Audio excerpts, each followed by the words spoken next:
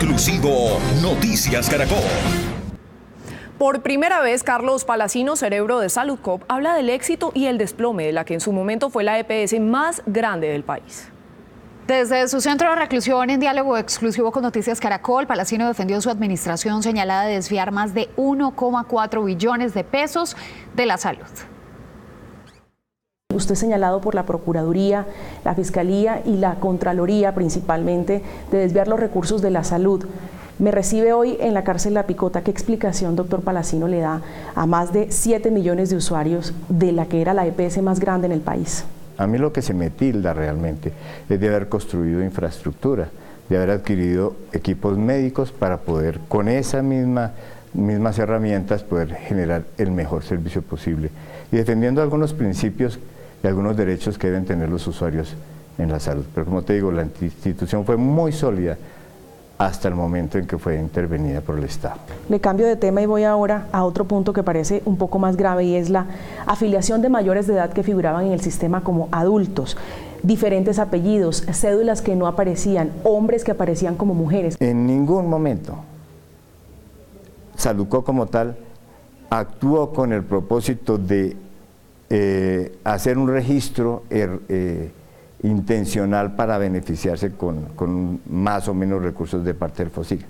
Es más, a propósito, esos errores implicaban cosas que nos beneficiaban, pero también muchas cosas que nos perjudicaban en el ingreso. Cosas como, por ejemplo, 4.000 millones de pesos por 150.000 pacientes que tenían diferentes apellidos y nombres de mujer cuando eran hombres. Eran cuestiones, digamos, que son normales en las bases de datos. La Contraloría dice que le embarga bienes por 36.000 millones de pesos a usted, es decir, el 2,6% de lo que dice usted desvió para usted y para terceros de los recursos de la salud. Ojalá tuviera ese patrimonio. Realmente, en mi última declaración de renta, que es perfectamente transparente, tiene un patrimonio de alrededor de 7.000 millones de pesos. Mi patrimonio. Y obviamente eso está embargado por la Contraloría, ¿ya? Pero son todos recursos que fueron adquiridos con mis ingresos personales. Usted se ha enfrentado y ahora y en el pasado fuertemente con la excontralora Sandra Morelli. Ella incluso hablaba de sus inversiones en un proyecto en el departamento del Meta conocido como Villa Valeria. Ella dijo que recursos de la salud fueron a parar a este proyecto en ese departamento. Yo promoví un proyecto en el Llano como promotor, ¿sí?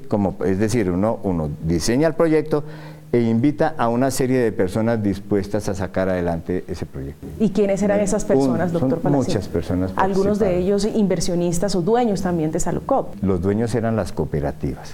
Pero son personas que finalmente invirtieron en ese proyecto.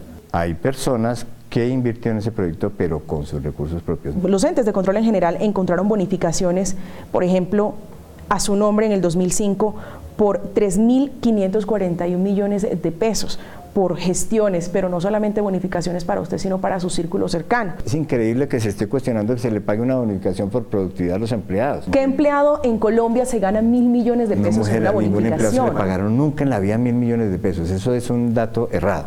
Esas bonificaciones, ¿de dónde salían, doctor Palacino? O sea, de la misma plata de la salud, de la UPC. De las utilidades, de los excedentes institucionales. Hay un viaje a la Asamblea Alianza Cooperativa Internacional, es un viaje en el 2010, que también se hace con recursos propios, porque pues van en representación de la EPS. ¿Qué tenían que ir a hacer las esposas de los directivos de la EPS?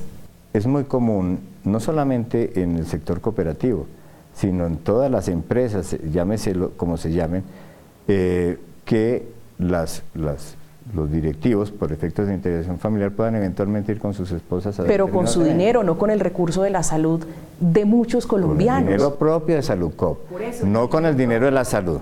Si todo lo que está condensado en los informes de Procuraduría, Fiscalía y Contraloría es falso, como usted lo ha expresado hasta este punto, ¿por qué estamos sentados? Es arbitrario e ilegal. Pero no es falso.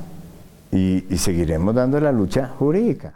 Pero explíquenos, doctor Palacino, ¿por qué están aquí y de repente la EPS viene a pique teniendo en este momento casi 5 millones de usuarios que padecen un calvario literalmente, como ya lo veníamos hablando? A mí no me pueden hacer responsable sino de lo que ocurrió mientras yo fui representante legal de la institución. Lo que pasó de ahí en adelante, otros tienen que responder. Sí, porque evidentemente a partir de la intervención hubo un proceso acelerado primero de deterioro del servicio, de deterioro de la infraestructura y deterioro de los resultados institucionales que llevaron a todo esto, en lo cual no tenemos nada que ver. ¿Usted no es responsable de lo que hoy viven los pacientes de la que antes era Saludcop? En absoluto, lo lamento mucho, porque realmente ese no debía haber sido el futuro de la institución y menos afectando de esa manera a los pacientes. ¿Quiénes tienen que responder a esos pacientes que están hoy en la 104, solo en Bogotá, esperando que les den un acetaminofén? Quienes administraron como interventores la institución. Me habla del señor Guillermo Grosso. No voy a dar nombres porque ahí le compete a las autoridades determinar la actuación de esas personas. Si su proceso no es fiscal, penal y tampoco disciplinario, ¿es político? Yo creo que sí, detrás de Saludcop hubo acciones políticas con el propósito de tomar el control de la organización. Yo sé que había competidores que tenían interés de sacar del camino al principal competidor.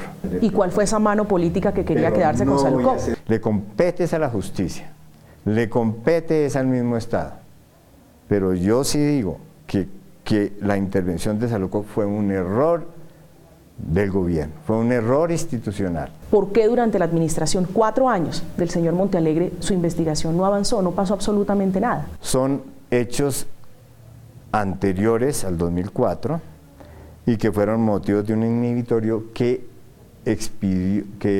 generó un fiscal en otra fiscalía, no la de Eduardo Montealegre. Pero durante la administración de Eduardo Montealegre, ¿usted tenía investigación en la fiscalía? Por supuesto que tenía investigación en la fiscalía y yo sinceramente opino que primero no volví a tener contacto con Eduardo Montealegre. Desde que contrató con él cerca de 3.000 millones de pesos, dice la Contraloría, con dineros de Saludcop. Después de intervenir en Saludcop, no volví a tener relaciones con Eduardo Montealegre. Y él fue abogado de Saludcop. ¿Defendiéndolo usted? No, señora. Porque usted es la persona, usted es la persona que está hoy procesada por el escándalo. Defendiendo a la organización. Porque la perjudicada era Saludcop, no Carlos Palacino. Pero es que acá está, doctor Palacino, en informes de la Contraloría, que usted le paga con recursos de la EPS cerca de 3.000 millones de pesos al señor Eduardo Montealegre. Mira, ¿no sería por eso, como dicen muchos sectores, perdóneme, yo le termino la pregunta, muchos sectores, que por este contrato aparentemente irregular, según los entes de control, no según yo, la investigación no avanzó en la administración de Eduardo Montealegre? No, en absoluto no creo que tenga nada que ver una cosa con otra, porque él recibió unos honorarios, supongo yo, por hacer un trabajo específico en ese periodo en que él fue abogado de Saludcop, que fue anterior a ser fiscal de Saludcop.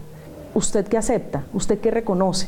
Es que el tema es muy claro, es con qué recursos se hicieron esas cosas. Y se hicieron con recursos propios de la institución, por eso no se pueden descalificar.